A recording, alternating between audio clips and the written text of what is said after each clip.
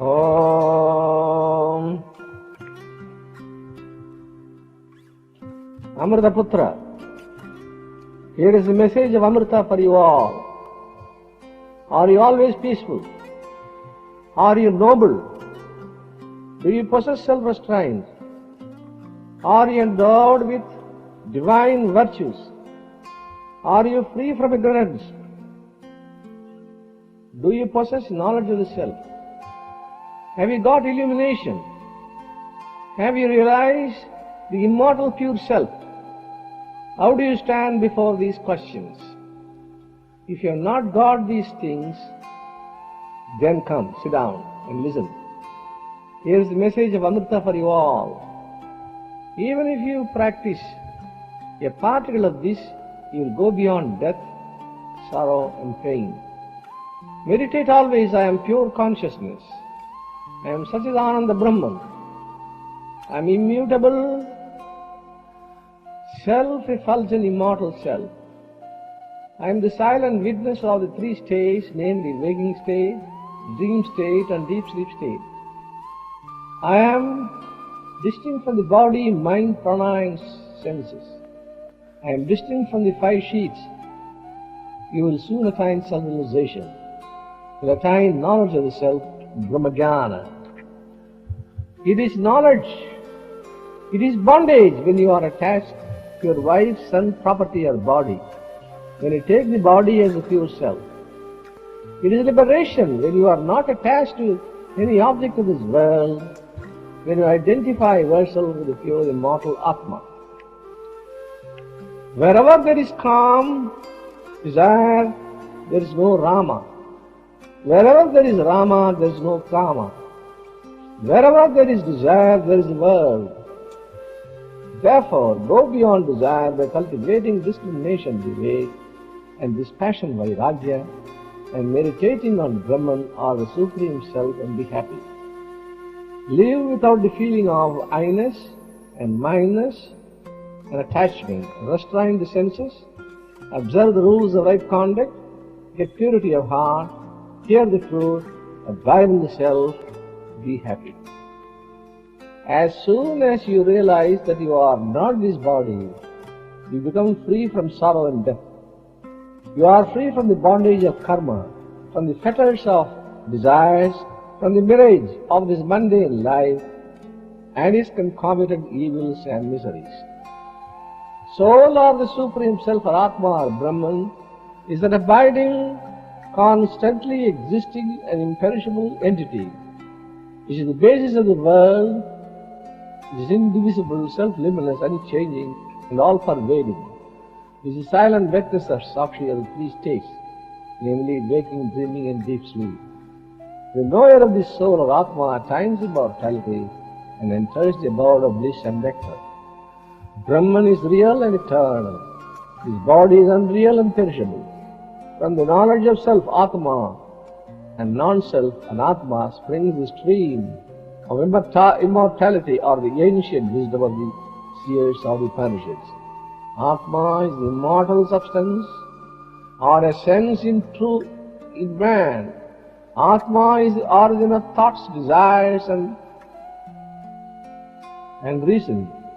Atma is spiritual because it is beyond matter and mind. It must be immortal because it is spiritual. It is beyond time, space and causation. It is beginningless, endless, causeless and infinite. If you realize the immortal soul which is here in your heart, and all these names and forms, if the knots of avidya, ignorance, kama, desire and karma, action are rent asunder, in the chain of ignorance, namely ignorance, non-discrimination, egoism, likes and dislikes, karma, body, is broken, you will be freed from the rounds of births and deaths and enter into the city of deathlessness. The ignorant man only runs after sensual objects and falls into the mortal coil spread around him. He lives in the midst of darkness. He falls again and again under the sway of the Lord of Death, Yama. The way to moksha is not apparent to him. He is deluded by the sensual pleasures of this world. But the patient, thoughtful man of discrimination and dispassion does not care for the illusory pleasures of this world. He meditates on the Supreme Self and attains eternal bliss and immortality. Moksha is the summum bonum of life. Moksha is the fulfillment of the life's purpose. Life ends in the earth plane when you attain moksha or liberation from birth and death. The realization of your real object in life is freedom and moksha. Moksha bestows on you eternal life of undecaying bliss and perennial joy. Moksha is not annihilation. Moksha is the annihilation of the little self-arrogating ego only. Moksha is the realization of the identity of the individual soul in the Supreme Soul. Annihilating this little self, you possess the whole of true universality to attain life eternal, a fuller life. If you have purity of mind and concentration, you can make the mind assume any bhav you like. If you think of mercy, your whole being will be saturated with mercy. If you think of peace, the whole being will be filled with peace. The spiritual path is doubtless beset with various difficulties. It is a rather path.